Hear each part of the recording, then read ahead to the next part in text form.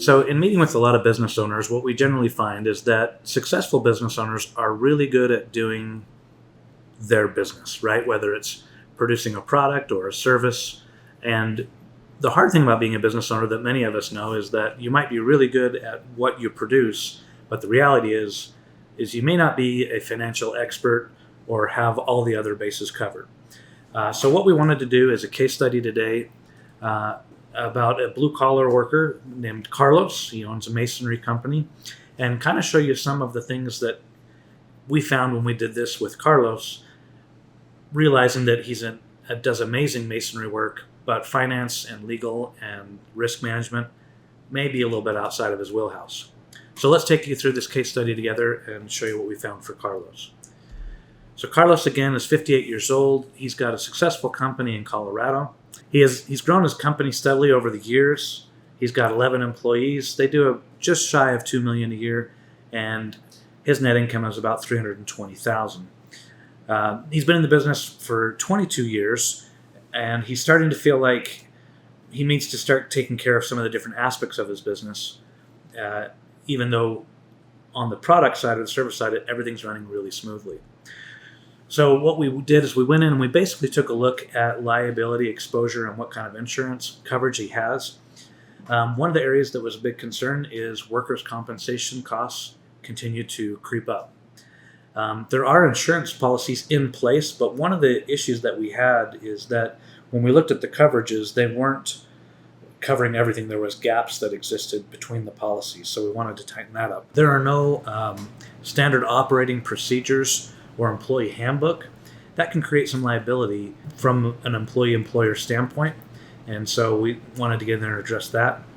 And several of the company's trucks and maybe pieces of equipment weren't necessarily in the company's name. They were in Carlos's personal name, which we'll kind of address that in the case study as well.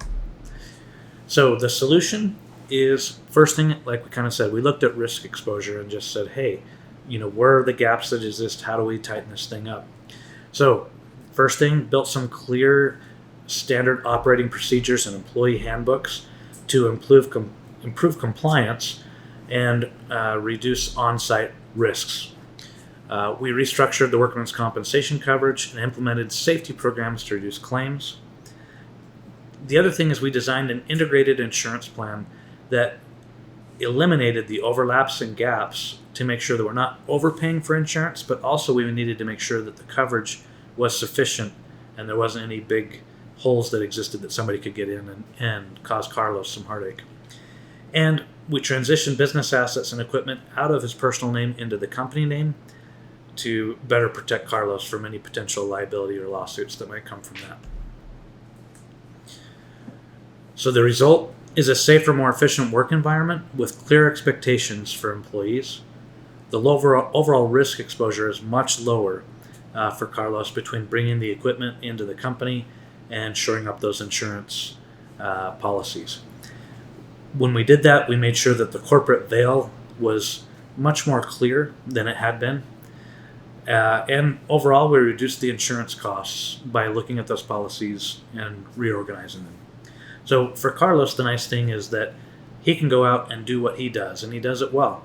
But he can leave all the rest of this stuff as far as risk management, employees, HR. It's all going to be a lot more, I guess, of an ease of mind type of a situation because he knows we've looked at it, we've found the problems, we've addressed it, and he can start to move forward on the things that he's good at.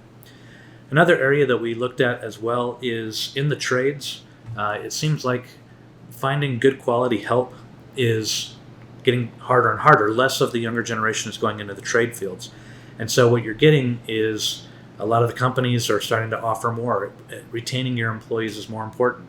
So one of the things that we wanted to take a look at is how do we increase employee retention and make them feel like this is the place that they need to work for the next 15, 20 years. The solution is we established a 401k inside the company. Not only is there a lot of things you can do when designing the 401k as far as vesting schedules in the investment, but again, it's a benefit that not only benefits the employee, but the employer is going to get some really great tax deductions as well. The other thing is build a competitive benefits package that includes health insurance, uh, life insurance, that they can do through the company that can help a lot of people, and an HSA option for healthcare costs. So the result in addressing this part of his business financial plan is improving the retention of his skilled workers. The chances of them walking off the job site to another company are much, much lower when we have a nice benefit package. Then again, not only benefits the employee, but also Carlos is going to realize some of those benefits as well. We look to increase employee satisfaction and loyalty and strengthen the company's reputation as a desired place to work in the industry. And not, maybe one of those places that is kind of real lean on the employees, at least according to reputation. Succession planning and exit planning is something that's really important.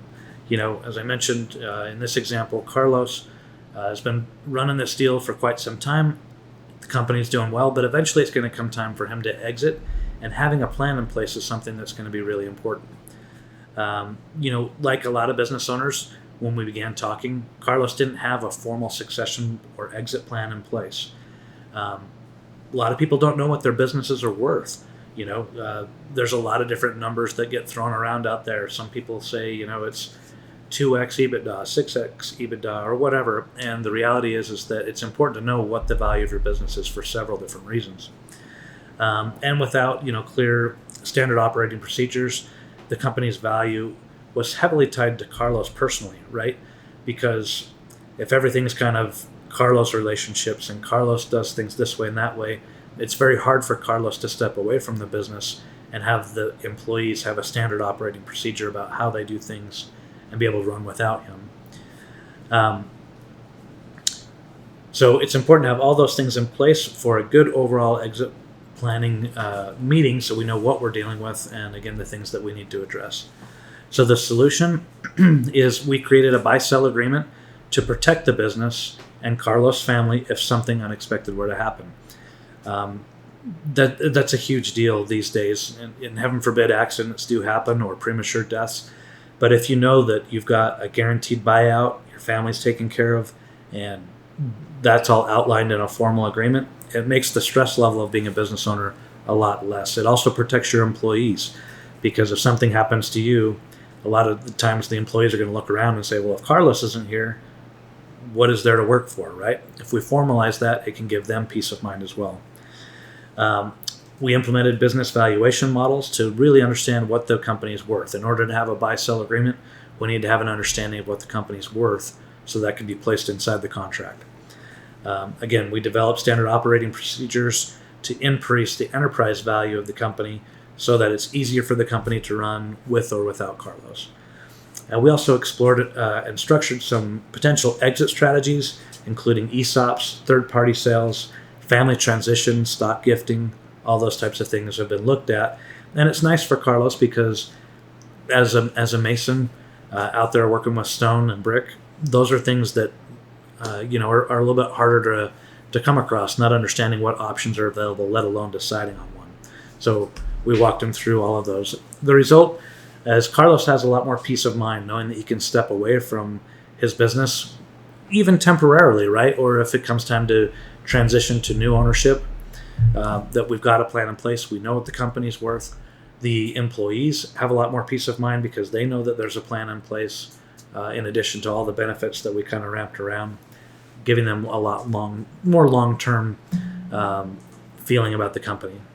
So another area that we took a look at is compliance and record keeping and tax issues. Carlos's bookkeeping is kind of handled informally. He's been doing it a long time, but tax planning has been reactive. So meaning that basically what happened is at the end of the year, he would wait for a phone call from his tax preparer. They would say, come in, what happened last year? Tell us about it.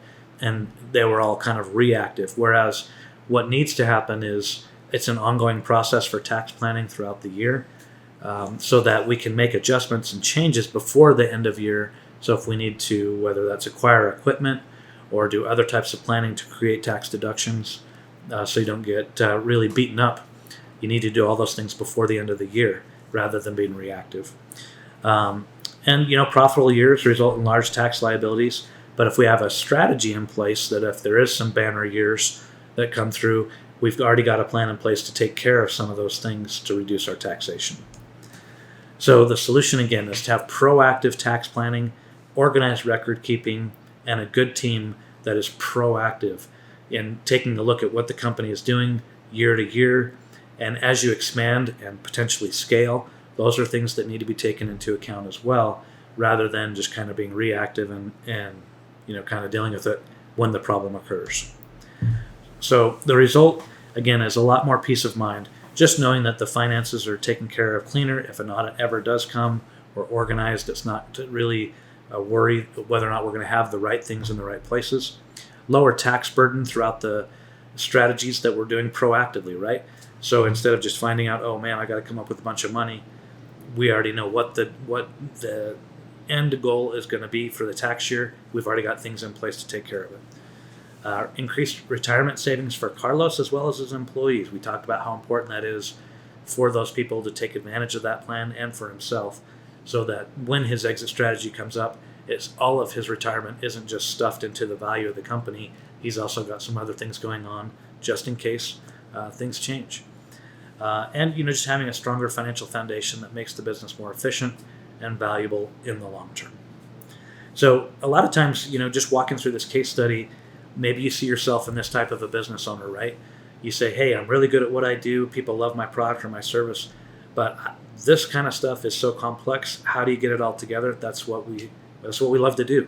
We take a look at each business and how it's structured, what gaps exist, what options are out there, how do we tidy it all up and put a plan in place so you can go do what you're good at, and we can help you achieve your financial goals along